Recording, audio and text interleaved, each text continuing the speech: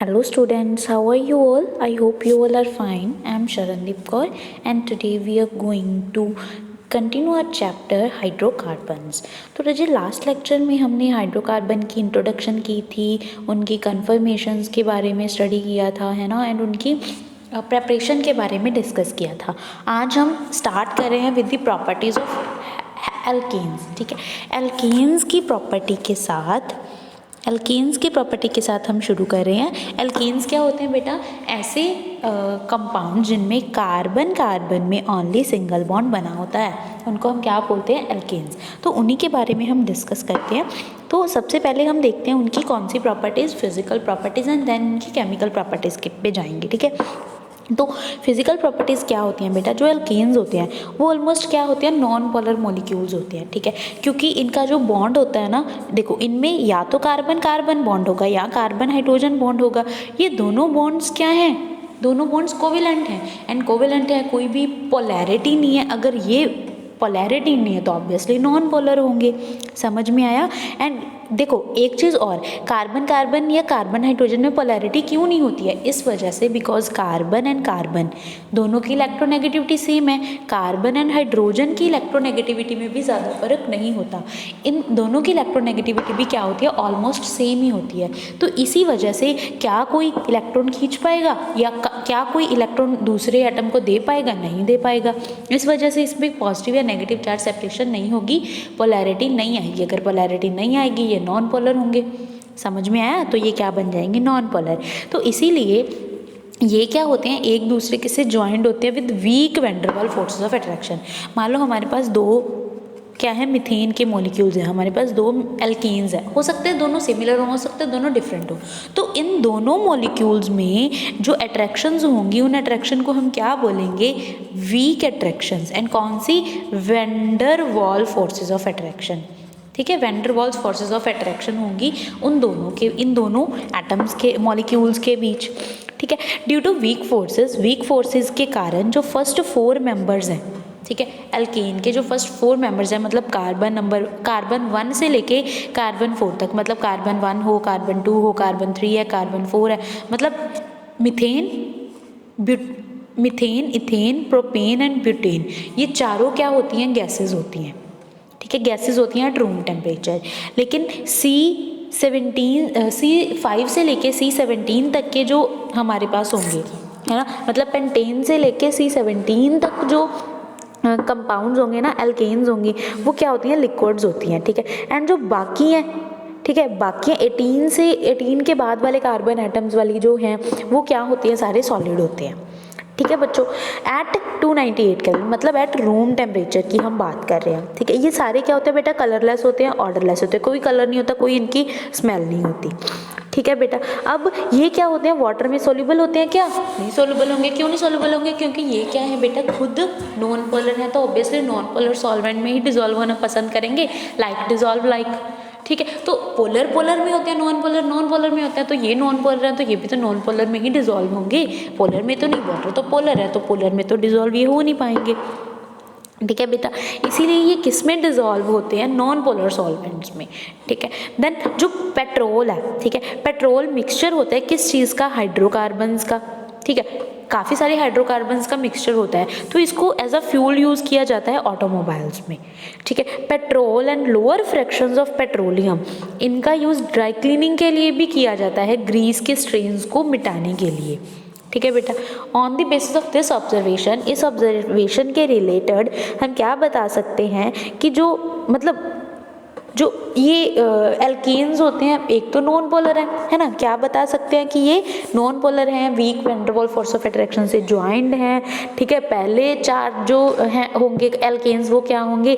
Gases, उसके बाद liquids, and उसके बाद क्या बन जाएंगे? सॉलिड बन जाएंगे, एंड डिजोल्व नहीं होते हैं वाटर में, नॉन पोलर सॉल्वेंट में डिजोल्व होते हैं। ठीक है बच्चों, अब देखो और क्या बोल सकते हैं कि जो ये ग्रीस होता है ना, ग्रीस होता है, या सारे अल्केन्स होते हैं जो नॉन पोलर है, ये क्या होते हैं बेटा? हाइड्रोफोबिक होते हैं। अगर वाटर में डिजोल्व नहीं हो रहे तो इसका मतलब ये क्या है? हाइड्रोफिलिक तो नहीं है, हाइड्रोफोबिक है। ठीक है, इसके रिगार्डिंग मतलब हम क्या बोल सकते हैं, वही बात बेटा लाइक डिजॉल्व लाइक वाली बात बताई हुई है, एक बारी रीड कर लेना, ठीक है। फिर आते हैं बेटा इनके मेल्टिंग बॉइलिंग पॉइंट में। जो इनका बॉइलिंग पॉइंट होता है, boiling point of different alkanes are given in table 13.2। हमें 13.2 टेबल में क्या है बॉइलिंग पॉइंट गिवन है, एक बारी देख लेना कहाँ है, मतलब कैसे बॉइलिंग पॉइंट गिवन है उसमें, ठीक है। बॉइलिंग पॉइंट बताया हुआ है। इससे क्या पता चलता है कि जैसे जैसे मॉलिक्यूलर मास इंक्रीज कर रहा है, ठीक है, उसी तरह से बॉइलिंग पॉइंट भी इंक्रीज कर रहा है। जैसे मान लो हमारे पास पहले एल्केन है, कौन सी एल्केन है, मीथेन है, फिर हम ले लेंगे C2H6, मतलब हमारे पास क्या है, इथेन है। इन दोनों का अगर हम कंपेयर करें तो किसका मास ज़्यादा होगा, मास ऑब्वियसली इसका ज़्यादा होगा, एंड बॉइलिंग पॉइंट भी इसका ज़्यादा होगा। जैसे जैसे मॉलिक्यूलर मास इंक्रीज करता है वैसे वैसे बॉइलिंग पॉइंट भी इंक्रीज करता है। ऑब्वियसली किसकी वजह से, जैसे जैसे इनका साइज मॉलिक्यूलर मास बढ़ता जाएगा, है ना, मास बढ़ता गया उससे इनका साइज भी तो बड़ा होगा, एंड इससे क्या होगा, इनकी जो इंटरमॉलिक्यूलर फोर्स ऑफ अट्रैक्शन है ना, वो क्या होती जाएंगी, बढ़ती जाएंगी, इंक्रीज करती जाएंगी, due to surface area increase कर रहा है, ठीक है, साइज इंक्रीज कर रहा है, अट्रैक्शन इंक्रीज कर रही है, जिससे मेल्टिंग एंड बॉइलिंग पॉइंट क्या होगा, इंक्रीज करेगा, ठीक है बेटा। यहाँ पे आपको क्या है, कुछ एग्जाम्पल्स लेके बताई गई हैं मेल्टिंग एंड बॉइलिंग पॉइंट के रिलेटेड, कि क्यों किसी का मेल्टिंग पॉइंट ज़्यादा है, किसी का कम है, बॉइलिंग पॉइंट ज़्यादा है, किसी का कम है, due to their molecular mass and due to their size, ठीक है बच्चों। चलो नेक्स्ट देखते हैं। हाँ बेटे एक चीज़ और देखो, ये हमारा 13.2 टेबल है, ठीक है, यहाँ पे देख लेना मीथेन इथेन, इसका बॉइलिंग पॉइंट किसका ज़्यादा है, इथेन का, मेल्टिंग पॉइंट किसका ज़्यादा है, इथेन का, due to large size large molecular mass, ठीक है। एक चीज़ और देखो बेटा, जैसे जैसे ब्रांचिंग होती जाती है ना, मान लो हम क्या लेके चलते हैं, एक हमने क्या ले ली, ब्यूटेन ले ली, ठीक है, ब्यूटेन ले ली 1 2 3 4, ठीक है, यहाँ पे क्या आ जाएगा CH3 CH3, यहाँ पे CH2 एंड CH2, ये हमारी ब्यूटेन है, ठीक है। अब हमने क्या कर लिया, अब हम ऐसे कुछ बनाते हैं CH3 CH3 CH3 and CH, ये बना लिया। इन दोनों का मॉलिक्यूलर फॉर्मूला बेटा देखो क्या होगा, दोनों का मॉलिक्यूलर फॉर्मूला सेम है, काउंट करो, दोनों में 4 कार्बन्स हैं, है ना, एंड हाइड्रोजन कितने हैं 10, काउंट करो, इसमें क्या है 4 कार्बन है दोनों में, तो 10 क्या है, हाइड्रोजन है, मतलब दोनों एक तरह से ब्यूटेन का फॉर्मूला एग्जिबिट कर रहे हैं, लेकिन दोनों की स्ट्रक्चर डिफरेंट है, एक की स्ट्रक्चर लीनियर है, एक में क्या आ गई, ब्रांचिंग आ गई। तो आप बता सकते हो अब इनके मॉलिक्यूलर फॉर्मूला, इनके जो बॉइलिंग पॉइंट या मेल्टिंग पॉइंट पे फ़र्क पड़ेगा या नहीं पड़ेगा, क्यों फ़र्क पड़ेगा, किसका मॉलिक्यूलर मास ज़्यादा होगा, मॉलिक्यूलर मास नहीं, बॉइलिंग पॉइंट किसका ज़्यादा होगा, जिसका सरफेस एरिया ज़्यादा है। अगर हमारे पास किसी भी कंपाउंड्स का, किसी 2 या 2 से ज़्यादा कंपाउंड्स का मॉलिक्यूलर मास सेम आ जाए, तो हमें क्या देखना होता है बच्चों, हमें देखना होता है उनका सरफेस एरिया, जिसका सरफेस एरिया ज़्यादा है, इसका सरफेस एरिया ज़्यादा है एज़ कम्पेयर टू दिस, जिसका सरफेस एरिया ज़्यादा होगा, है ना, जिसमें 4 कार्बन्स एक लाइन में है, इसमें ओनली 3 कार्बन्स एक लाइन में है, ठीक है, ओनली 3 कार्बन्स एक लाइन में हैं, तो इसी वजह से क्या है, इनका जो बॉइलिंग पॉइंट है वो कम होगा, जिसका सरफेस एरिया ज़्यादा उसका बॉइलिंग पॉइंट भी ज़्यादा, ठीक है। तो 2 चीज़ें देखी हमने, एक तो molecular mass is directly proportional to boiling point and melting point, दूसरा ये चीज़ surface area is directly proportional to boiling point and melting point, ठीक है, इस चीज़ को आपको लर्न करना है। एंड अगर कोई पूछे कि surface area boiling and melting point के क्यों डायरेक्टली प्रोपोर्शनल होता है, मॉलिक्यूलर मास तो हमने देख लिया, बिकॉज उससे फोर्स ऑफ अट्रैक्शन बढ़ जाती है ना, इस पे क्या फ़र्क पड़ेगा, इसका ये मतलब है रजे, हमारे पास इतनी बड़ी चीज़ है, एक चीज़ हमारे पास इतनी सी है, ठीक है, दोनों का मॉलिक्यूलर मास क्या है, सेम है, तो यहाँ पे हीट जो देनी पड़ेगी, यहाँ पे इस सभी एरिया को हीट देनी पड़ेगी, ठीक है, लेकिन यहाँ पे हमें सिर्फ इतनी सी चीज़ को हीट देनी पड़ेगी, तो किसमें हीट ज़्यादा देनी पड़ी, इसमें हीट ज़्यादा देनी पड़ी ना, तो मेल्टिंग एंड बॉइलिंग पॉइंट किसका ज़्यादा हुआ, इसका ज़्यादा हुआ। क्लियर है बच्चों। चलो देन हम आते हैं बच्चों इनकी केमिकल प्रॉपर्टीज़ पे, ठीक है, केमिकल प्रॉपर्टीज़ क्या होती हैं इनकी, चलो केमिकल प्रॉपर्टीज़ डिस्कस करते हैं 1 बाय 1। सबसे फर्स्ट जो है that is substitution reactions. Substitution reactions बेटा आपने मैथ्स में देखा होगा, छोटी क्लासेस में किया होगा, सब्सटीट्यूट करते हैं, पुट करते हैं वैल्यूज़, एक्स की जगह पे मान लो हमने 2 सब्सटीट्यूट कर दिया, पुट कर दी कोई भी वैल्यू, यहाँ पे भी हम ऐसे ही करेंगे। देखो बेटा यहाँ पे हम क्या करेंगे, हमारे पास क्या है CH4 है ना, यहाँ पे हम क्या करेंगे, इसको ना इस तरह से लिख लो CH3H, ऐसे भी तो लिख सकते हैं ना CH3H, इसमें हमने A डाल दिया, ठीक है, कुछ भी A2 डाल दिया, चलो ठीक है, A2 डाल दिया। A2 डालने से क्या होगा, जो ये A है ना वो इस H को रिप्लेस कर देगा, H की जगह पे सब्सटीट्यूट हो जाएगा। तो हमारे पास क्या बन जाएगा, CH3, H की जगह पे A, मान लो AH चला गया बाहर। ठीक है, ये हमारे पास कंपाउंड बन जाएगा। ठीक है, ये हमारी सब्सटीट्यूशन हो गई, H की जगह पे हमने A को सब्सटीट्यूट कर दिया।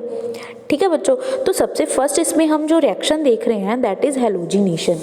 हैलोजिनेशन रिएक्शन में इन्होंने क्या किया बेटा, हमारे पास क्या है, मीथेन है। ठीक है, इसमें हम क्या डालेंगे, Cl2 डालेंगे in the presence of sunlight. ठीक है, हीट लाइट या सन की प्रेजेंस में हमने ये रिएक्शन करवाई है। तो यहाँ पे क्या होगा, एक हाइड्रोजन की जगह पे एक क्लोरीन लग जाएगा। CH3 तो एज इट इज़, एक हाइड्रोजन की जगह पे क्या लग गया, एक क्लोरीन लग गया यहाँ से, एंड यहाँ से एक H, यहाँ से एक Cl चला गया बाहर। जो हमने पहले रिएक्शन की थी वही हो रहा है, CH3Cl बन गया। क्लियर है ना बच्चों, तो ये हमारे पास क्या बन गया, ये वही रिएक्शन है, क्लोरोमीथेन।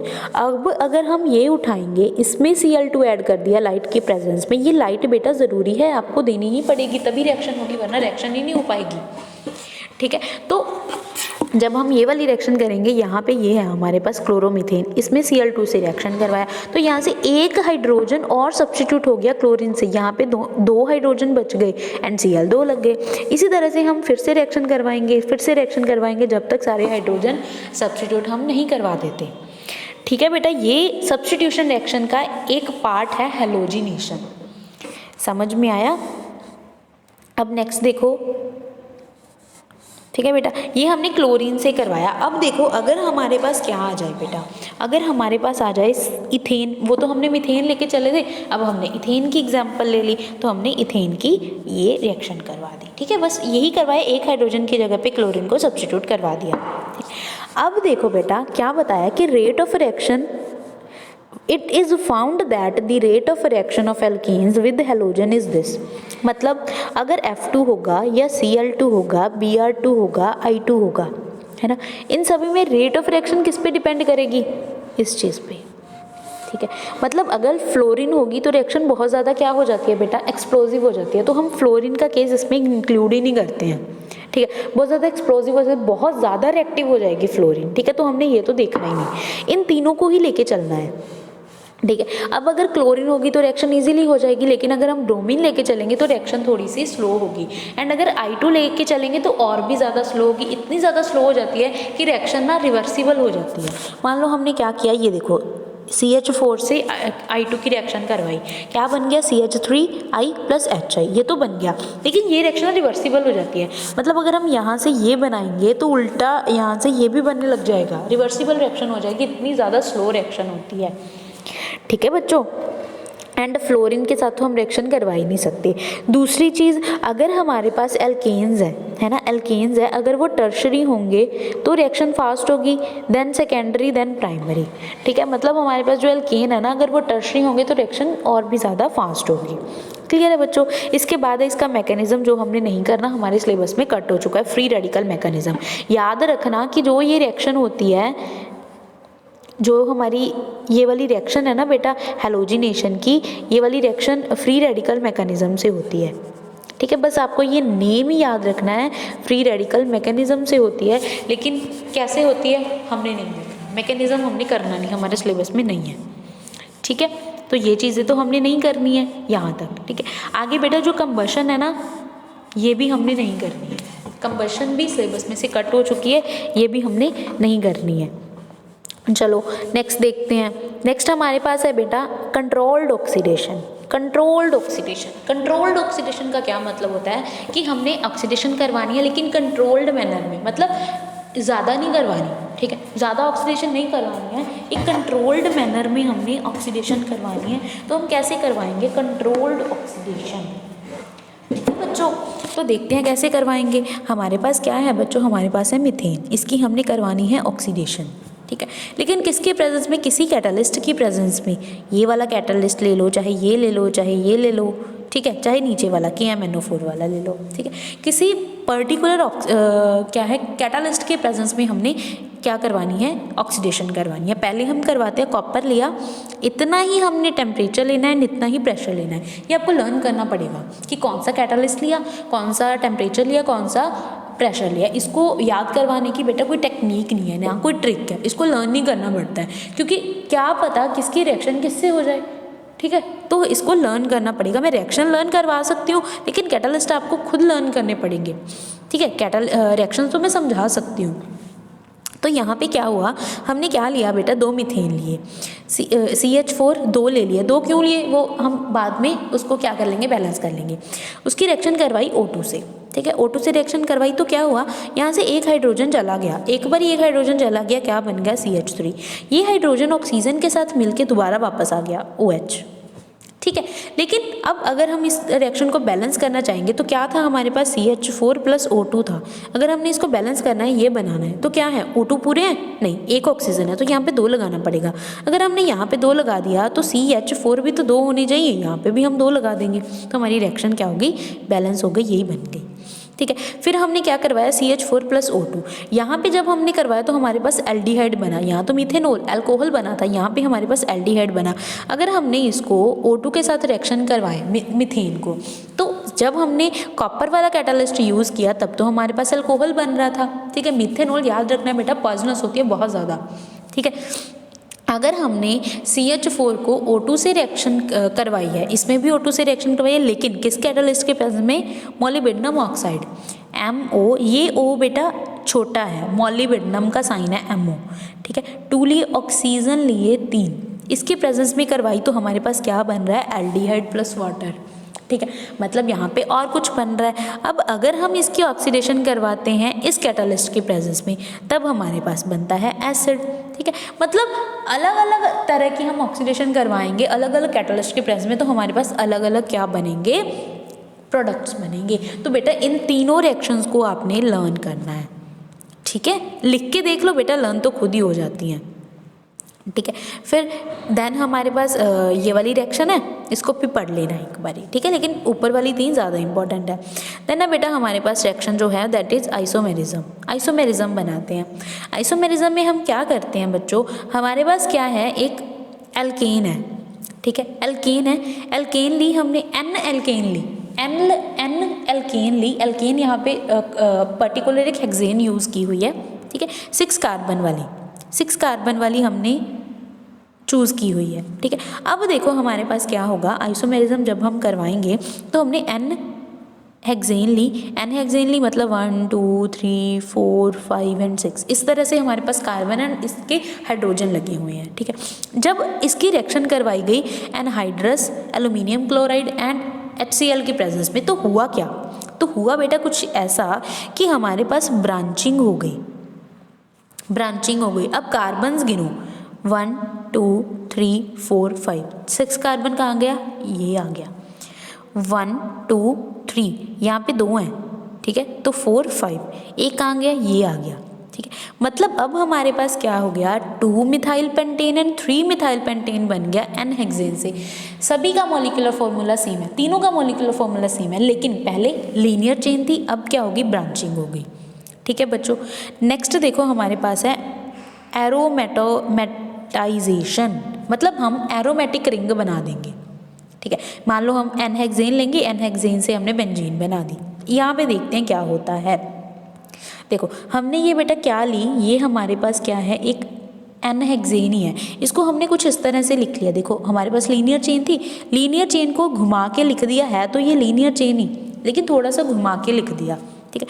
जब हम रिएक्शन करवाएंगे इसकी इन तीनों में से किसी एक कैटालिस्ट के साथ, तो क्या होगा, डीहाइड्रोजिनेशन मतलब यहाँ से H2 उड़ा देंगे हम, ठीक है। H2 उड़ा दिए, कुछ हाइड्रोजन उड़ा दिए तो हमारे पास बन जाएगी बेंजीन, ठीक है। लीनियर चेन थी, इसको बेटा आप N हेक्सेन भी लिख सकते हो, N हेक्सेन, या फिर जो हमने लीनियर चेन लिख सकते हो, इसको ज़रूरी नहीं है कि इसको ऐसे घुमा के लिखना, लीनियर चेन लिख सकते हो, बस ये कैटालिस्ट डाला, इससे हमारे पास बेंजीन बन गई, ठीक है। नेक्स्ट है बेटा रिएक्शन विद स्टीम के साथ रिएक्शन, CH4 की वाटर की स्टीम लेनी है, ठीक है, करवाएंगे निकल की प्रेजेंस में, तो हमारे पास CO+3H2 बन जाएगा, ठीक है। फिर है बेटा पायरोलिसिस, इसको भी हमने नहीं करना है, हमारे सिलेबस में ये कट हो चुकी है पायरोलिसिस, सॉरी बच्चों, ये हमारे सिलेबस में से कट हो चुकी है पायरोलिसिस, ये हमने नहीं करनी है, ठीक है बच्चों। चलो नेक्स्ट देखते हैं ये हमने कर लिया। ये बेटा कन्फर्मेशन के बारे में पहले थोड़ा सा बताया गया है, उनकी रिलेटिव स्टेबिलिटी ये हम कर चुके हैं, ठीक है। देन बेटा हमारे पास है एल्कीन्स। एल्केन्स हमने कर ली, अब हम करते हैं एल्कीन्स के बारे में। चलो बेटा पहले हम इसकी स्ट्रक्चर देखते हैं। एल्कीन का क्या फॉर्मूला होता है, देखो एल्कीन कभी भी एक कार्बन से नहीं बनती, दो कार्बन तो होनी चाहिए। CH2 double bond CH2, this is alkene, है ना। सबसे छोटी एल्कीन इथेन यही होती है। तो यहाँ पे हम पहले कार्बन की हाइब्रिडाइजेशन चेक करते हैं, ठीक है। फॉर्मूला क्या है, C2H4, ठीक है, ये लर्न कर लो। कार्बन की हाइब्रिडाइजेशन, पहले उसकी ग्राउंड स्टेट बनाते हैं। ग्राउंड स्टेट क्या होती है, 2s2 2p2, ठीक है। फिर हम बनाते हैं उसकी एक्साइटेड स्टेट। एक्साइटेड स्टेट में क्या हो जाएगा, यहाँ से एक इलेक्ट्रॉन यहाँ पे चला गया, 1 2 3 4 हो गए। अब यहाँ पे लग गया हाइड्रोजन, यहाँ पे लग गया हाइड्रोजन। देखो हमने क्या बनाई थी स्ट्रक्चर, कुछ इस तरह से, है ना। दो हाइड्रोजन तो एक कार्बन के लग गए, लेकिन दो कहाँ गए, डबल बॉन्ड बनाया। एक से तो क्या लग गया बच्चों, कार्बन। तो ये वाला कहाँ गया, ये वाला इलेक्ट्रॉन कहाँ गया, ये वाला इलेक्ट्रॉन बना रहा है डबल बॉन्ड, इसके साथ डबल बॉन्ड बना रहा है। एंड जिस पे भी डबल बॉन्ड बनता है ना, उसको हम हाइब्रिडाइजेशन में इन्वॉल्व नहीं करते हैं। तो यहाँ पे हाइब्रिडाइजेशन ओनली इन तीनों की होगी। मतलब हाइब्रिडाइजेशन क्या होगी इसकी, sp2। वैसे भी मैंने आपको बता रखा है कि जब भी कार्बन पे डबल बॉन्ड बनता है तो उसकी हाइब्रिडाइजेशन sp2 होती है, सिंगल वाले में sp3 एंड ट्रिपल वाले में sp, ठीक है। तो इसकी क्या होगी, एल्कीन की sp2 हाइब्रिडाइजेशन होगी। जब sp2 हाइब्रिडाइजेशन होती है बेटा, तब उसकी स्ट्रक्चर क्या होती है, ट्राइगोनल प्लेनर, ठीक है बच्चों। क्या होती है उसकी हाइब्रिडाइजेशन स्ट्रक्चर, sp2 हाइब्रिडाइजेशन की ट्राइगोनल प्लेनर स्ट्रक्चर होती है। तो इसका क्या मतलब हुआ बच्चों कि ट्राइगोनल प्लेनर इसकी स्ट्रक्चर हो जाएगी। किस तरह से इसको हम अरेंज करेंगे, ये कार्बन है, ये क्या है, दो हमारे पास हाइड्रोजन होंगे, एंड यहाँ पे हमारे पास क्या लगा होगा, दूसरा कार्बन। मतलब ये इस कार्बन की ट्राइगोनल स्ट्रक्चर है। बाद में इस पे भी क्या लगे हैं, दो हाइड्रोजन लगे हैं, ठीक है। तो इसकी भी इसके साथ ट्राइगोनल स्ट्रक्चर होगी, ठीक है। इस तरह से ये अरेंज्ड होंगे। ये अरेंजमेंट इन्होंने 3D में दिखाई दी है, ठीक है बच्चों, समझ में आया। तो एक चीज़ और याद रखना, जब भी बेटा दो हमारे पास बॉन्ड बन रहा है, मतलब डबल बॉन्ड बन रहा है, तो उसमें से एक बॉन्ड हमेशा सिग्मा होता है एंड एक बॉन्ड हमेशा पाई होता है। पहले सिग्मा बॉन्ड बनेगा, फिर पाई बॉन्ड बनेगा, ठीक है। पहले सिग्मा बॉन्ड बनता है, पाई बॉन्ड बाद में बनता है। तो सिग्मा बॉन्ड तो हमेशा होगा ही होगा। अगर सिंगल बॉन्ड है तो वो सिग्मा होता है, सिग्मा बॉन्ड तो हमेशा होगा ही होगा, ठीक है। तो अगर डबल बन रहा है तो एक सिग्मा है एंड एक पाई है। अगर ट्रिपल बन रहा है तो अगर ट्रिपल बन रहा है तो एक सिग्मा है, दो हमारे पास पाई बॉन्ड बन रहे होते हैं, ठीक है। फिर आता है बेटा इसका नॉमेनक्लेचर आपको मैं नहीं करवाऊंगी, बिकॉज मैंने 12th चैप्टर में बहुत अच्छी तरह से आपको नॉमेनक्लेचर करवाया हुआ है। इसका नॉमेनक्लेचर आप खुद पढ़ोगे, ठीक है बच्चों। तो ये सारा क्या है, नॉमेनक्लेचर है, इसको अच्छी तरह से कर लेना, ठीक है, नॉमेनक्लेचर को। फिर बेटा हमारे पास है आइसोमेरिज्म भी हमने किया था। स्ट्रक्चरल आइसोमेरिज्म था, पोजीशन आइसोमेरिज्म था, बहुत अच्छे से हमने 12th चैप्टर में किया था। ये दोबारा वही चीज़ है, ठीक है। तो आइसोमेरिज्म, नॉमेनक्लेचर, ये दोनों चीज़ें 12th चैप्टर में की हैं। एक तरह से आपकी रिविज़न हो जाएगी, तो इसको अच्छे से बेटा कर लेना, ठीक है। इसके देखो ज्योमेट्रिकल आइसोमर आपको मैं करवा देती हूँ, ठीक है।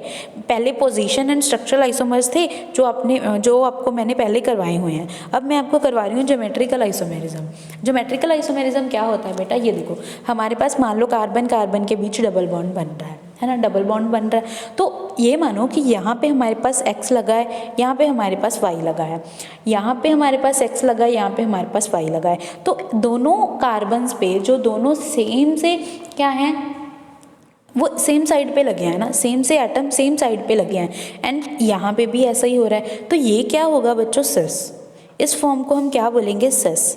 किस तरह से इसको लिखा जाता है, CIS, सिस, ठीक है बच्चों, ये सिस होगा। लेकिन अगर आपके पास ऐसा हो कार्बन के बीच डबल बॉन्ड है ना, कार्बन के बीच डबल बॉन्ड है, यहाँ पे भी है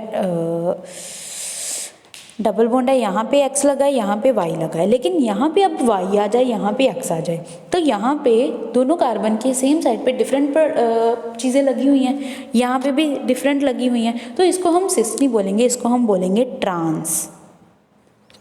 समझ में आया? इसको हम क्या बोलेंगे? ट्रांस। तो इसको बोलते हैं ज्योमेट्रिकल आइसोमेरिज्म। ठीक है, ये देखो हमारे पास क्या है बेटा, एक तो ये है, एक ये है। इन दोनों में सिस कौन सा होगा, ट्रांस कौन सा होगा?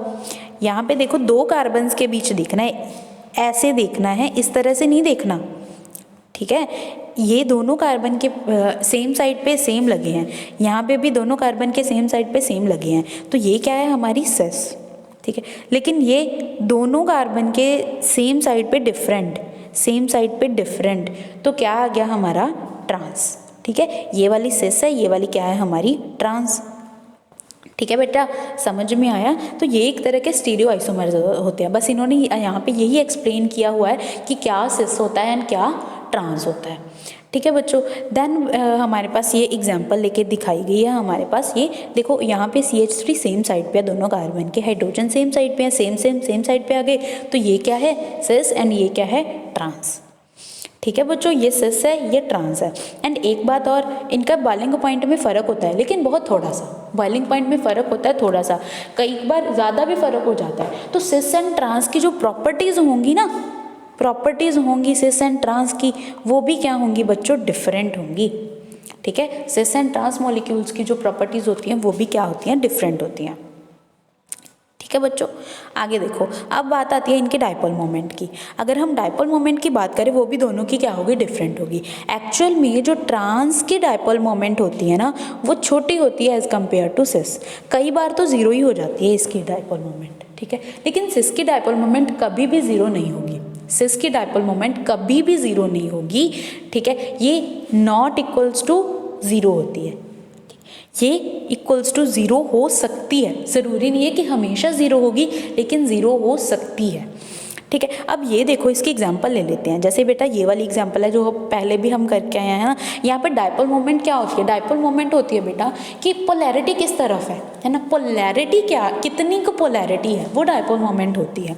ठीक है, ये देखो बेटा हमारे पास क्या है, जो कार्बन है ना, डबल बॉन्ड वाली कार्बन सिंगल बॉन्ड वाली कार्बन से ज़्यादा उसकी डायपोल मोमेंट होती है, इसकी डायपोल मोमेंट ज़्यादा होगी as compared to single bond. ठीक है, तो यहाँ पे जो कार्बन है ये सिंगल बॉन्ड बना रही है, ये वाली कार्बन डबल बॉन्ड बना रही है, तो ज़्यादा डायपोल मोमेंट किसकी होगी, डबल बॉन्ड वाले की। इसीलिए जो ये एरो है ना, ये डायपोल मोमेंट का एरो इस तरह से बनाया जाता है, किस तरफ है, जो डबल बॉन्ड वाली कार्बन है। ठीक है, डबल बॉन्ड वाली, यहाँ पे भी यही है। अब देखो ये डायरेक्शन पे डिपेंड करती है, दोनों सेम डायरेक्शन में जा रही हैं, तो क्या कभी कट हो जाएंगी बेटा? लाइंस को कट नहीं करना, लाइंस को कट नहीं करना, ये नहीं देख रहे कि लाइंस कट हो रही हैं या नहीं, लेकिन उसकी वैल्यूज़ को देख रहे हैं हम। ठीक है, वैल्यूज़ को देख रहे हैं, दोनों मान लो दोनों क्या है, पॉजिटिव डायरेक्शन में जा रही हैं, दोनों पॉजिटिव डायरेक्शन में जा रही हैं, क्या वो कट हो जाएंगी? पॉजिटिव पॉजिटिव तो पॉजिटिव होता है, इसी तरह से अगर हम positive negative and negative side लेके चलेंगे तो वो भी तो नेगेटिव होता है ना। कब कट कब होगा, जब एक तो इधर वाली साइड जा रहा है, एक इधर वाली साइड जा रहा है, तब कट होगा ना। अगर दोनों सेम साइड पे ही जा रहे हैं, मान लो दोनों, चाहे एक इस साइड जा रहा है ना, चाहे हमारे पास हम मान ले कि एक चीज़ इस साइड जा रही है इस तरह से, लेकिन जा तो एक ही डायरेक्शन में रही है ना, ज़्यादा डायरेक्शन का फ़र्क तो नहीं है ना, बिल्कुल अपोजिट डायरेक्शन तो नहीं है ना, कट तो बिल्कुल भी नहीं होंगी, है ना। तो इसीलिए इसकी कुछ डायपोल मोमेंट होगी, लेकिन यहाँ पे देखो, यहाँ पे डायपोल मोमेंट क्या होगी, ज़ीरो, क्योंकि ये दोनों बिल्कुल एक दूसरे के ट्रांस हैं बेटा। एक चीज़ इधर वाली साइड आ रही है, एक चीज़ इधर वाली साइड जा रही है। ठीक है, अगर इसकी वैल्यू हम पॉजिटिव लेंगे तो इसकी वैल्यू नेगेटिव होगी। ठीक है, इसीलिए ट्रांस वाले की वैल्यू यहाँ पे नेगेटिव है, सॉरी ज़ीरो है। ठीक है, क्योंकि बिल्कुल उनकी सेम वैल्यू थी, वो कट हो गई। ठीक है बच्चों, इसके बाद देखो हम क्या देख रहे हैं, ये बेटा कुछ एग्जाम्पल्स हैं, आप ट्राई कर लेना। ठीक है, अगर कुछ नहीं समझ आया तो मैं ऑलवेज अवेलेबल फॉर यू। ठीक है, कभी भी पूछ सकते हो, ये एग्जाम्पल्स ट्राई करके देख लेना। इसके बाद बेटा हमारे पास है प्रिपरेशन ऑफ एल्काइंस। एल्काइंस की प्रिपरेशन है। ठीक है, हमने एल्कीन्स कर लिया, अब हम किसकी बात करते हैं, एल्काइंस की बात करते हैं। प्रिपरेशन ऑफ एल्काइंस, सॉरी बेटा, प्रिपरेशन हमने करनी है एल्कीन्स की, प्रेपरेशन हम एल्कीन्स की कर रहे हैं। मैं यही देख रही थी कि एल्कीन्स की प्रेपरेशन तो आई ही नहीं, एल्काइंस की कैसे आ गई। चलो एल्कीन्स की प्रेपरेशन करते हैं फ्रॉम एल्काइंस। ठीक है, सबसे फर्स्ट हम एल्कायन से करते हैं। ये हमारी एल्कायन है। देखो बेटा हम क्या करेंगे, हमारे पास है ट्रिपल बॉन्ड, हमने ये पहले भी यूज़ किया हुआ है बेटा। हमने एल्कायन से एल्कीन बनाई थी ना, तो जब हमने एल्केन बनाई थी तो सबसे पहले एल्कीन बनी थी। देखो हम क्या करेंगे, इसमें H2 ऐड करेंगे, ये वाला बॉन्ड टूट जाएगा, यहाँ पे लग जाएगा H, यहाँ पे लग जाएगा H, सिंपल। तो क्या बन जाएगी, एल्कीन बन जाएगी। ठीक है, किस किस की प्रेजेंस में करवा सकते हैं, या तो प्लेटिनम की प्रेजेंस में या फिर सोडियम के प्रेजेंस में। ठीक है, अगर हमने प्लेटिनम लिया तो साथ में हम कार्बन लेंगे, अगर हमने सोडियम लिया तो साथ में हम लिक्विड अमोनिया लेंगे। रिएक्शन बिल्कुल सेम होगी।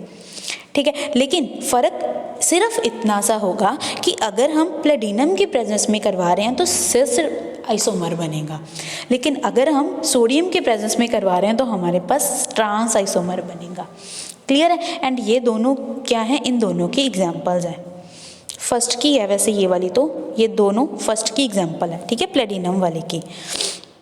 फिर हम बेटा करवाते हैं from alkyl halide. Alkyl halide से एल्कीन बनाएंगे। देखो कैसे बनाएंगे, अरे देखो बच्चों किस तरह से हमारी रिएक्शन होगी। हमने करवाना है ये, ठीक है, बीटा एलिमिनेशन रिएक्शन या डीहाइड्रोहेलोजिनेशन रिएक्शन भी इसको बोलते हैं। बेटा ये सारी रिएक्शन ना आपको +2 में भी मिलेंगी, इसीलिए ये चैप्टर काफ़ी इंपॉर्टेंट है, तो ध्यान से करना। ठीक है, क्या है बेटा, हमारे पास कार्बन कार्बन सिंगल बॉन्ड है, ये तीनों में क्या है, हाइड्रोजन लगे हुए हैं।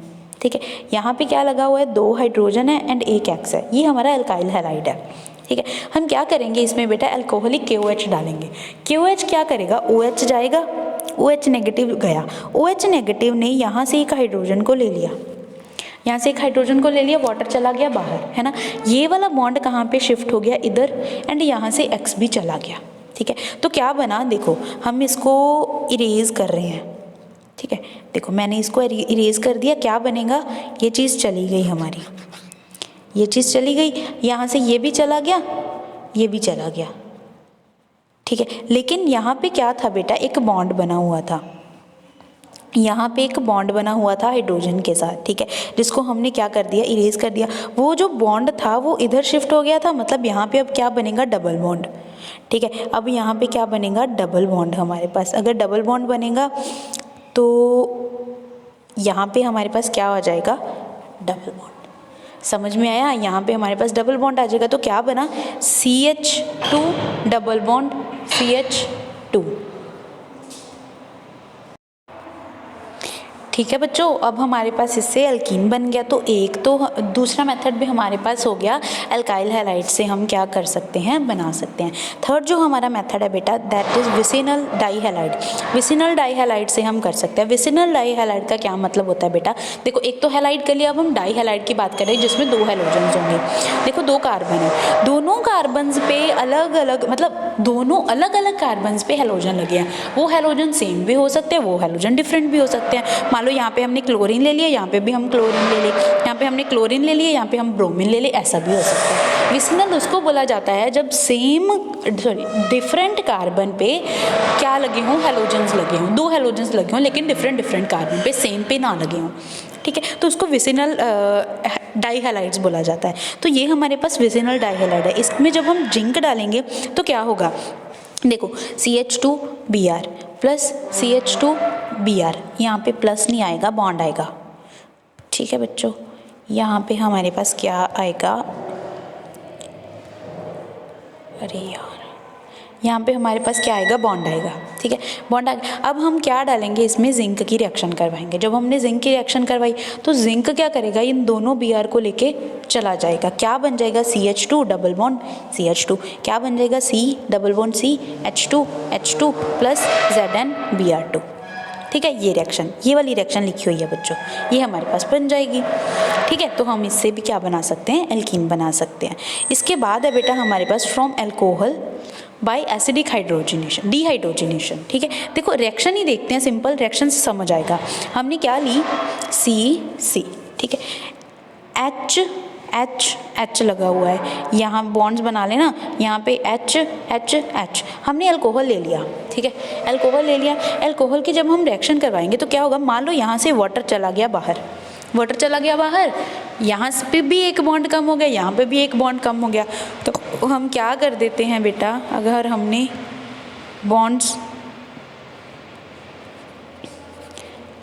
बॉन्ड्स को कम करना है तो हम क्या करेंगे, यहाँ पे लगा देंगे बॉन्ड। अगर कम हो गए तो यहाँ पे आ जाएगा डबल बॉन्ड।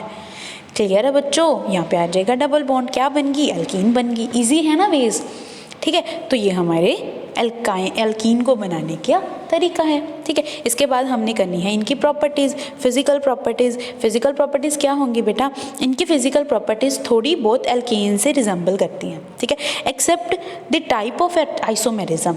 आइसोमेरिज्म किसमें नहीं होता है, एल्केन्स में नहीं होता है, लेकिन एल्कीन्स में हमने आइसोमर देखे, आइसोमेरिज्म देखा। ज्योमेट्रिकल आइसोमेरिज्म है जो वो सिर्फ एल्कीन्स या एल्काइंस शो कर सकते, एल्काइंस भी नहीं करते, एल्कीन्स ही ज़्यादा शो करते हैं, ठीक है। एल्कीन्स शो करते हैं लेकिन एल्केन तो बिल्कुल भी नहीं कर सकते। एल्काइंस कर सकते हैं, एल्काइंस कर सकते हैं, ये नहीं बोलते कि बिल्कुल भी नहीं कर सकते, कर सकते हैं, लेकिन एल्केन्स तो बिल्कुल भी नहीं कर सकते, ठीक है बच्चों। एल्काइंस कर सकते हैं। अब देखो इनके में क्या है, टाइप ऑफ आइसोमेरिज्म जो है, ज्योमेट्रिकल आइसोमेरिज्म एल्केन्स में नहीं होता, ये एल्कीन का एक डिफरेंस है, ठीक है। दूसरी चीज़ है पोलैरिटी। पोलैरिटी हमें पता है एल्कीन्स होते हैं नॉन पोलर, ठीक है, लेकिन क्या है, एल्कीन्स क्या होते हैं बेटा, पोलर होते हैं। एल्कीन्स पोलर होते हैं, तो ये सोल्यूबल भी किस में होंगे, पोलर में ही होंगे। फिर उसके बाद आता है इनका कलर, है ना, इनका ऑर्डर, तो ये भी कलरलेस होते हैं, ऑर्डरलेस होते हैं, एल्केन्स की ही तरह, ठीक है। वैसे ही जो छोटे होंगे वो क्या होंगे, गैसेस, उसके बाद वाले लिक्विड, उसके बाद वाले क्या होते जाएंगे, सॉलिड, ठीक है। इसी तरह से इनकी फिजिकल स्टेट भी होती है, समझ में आया। तो ये डिज़ोल्व किस में होंगे, पोलर सॉल्वेंट में ये डिज़ोल्व होते हैं, समझ में आया। चलो इसके बाद आती हैं बेटा इनकी केमिकल प्रॉपर्टीज़। केमिकल प्रॉपर्टीज़ में हम केमिकल रिएक्शंस के बारे में ही पढ़ेंगे, ठीक है। सबसे पहले होती है एडिशन ऑफ हाइड्रोजन, हाइड्रोजन के साथ एडिशन इनकी सेम होती है जैसे एल्केन्स में होती है। जैसे एल्केन्स वाली हमने रिएक्शन करवाई वैसे ही इसमें देखेंगे, डाईहाइड्रोजन की एडिशन करवा देंगे, ठीक है। डाईहाइड्रोजन की एडिशन करवा देंगे, कैसा होगा बेटा, देखो हमारे पास क्या है, इस तरह से है, ठीक है। इसमें हमने क्या कर दिया, H2 की एडिशन करवा दी। जब हम H2 की एडिशन करवा देंगे क्या होगा, ये वाला बॉन्ड टूट जाएगा, एक बॉन्ड कम हो गया, एक बॉन्ड हमने और बना दिया जिससे हमने HH जोड़ दिया, तो क्या बन जाएगा, एल्केन। मतलब एल्केन की जो प्रेपरेशन थी वो एल्कीन की प्रॉपर्टी बन गई, ठीक है बच्चों, समझ आया। नेक्स्ट हमारे पास है एडिशन ऑफ हैलोजन। जब हम इसमें क्या करेंगे, हैलोजन की एडिशन करेंगे तो क्या होगा, इसको बेटा हम नेक्स्ट लेक्चर में स्टडी करेंगे, ठीक है। यहाँ तक आज काफ़ी है, इनफ है। तो इनकी बाकी की केमिकल प्रॉपर्टीज़ को हम नेक्स्ट लेक्चर में स्टडी करेंगे। Thank you रजय।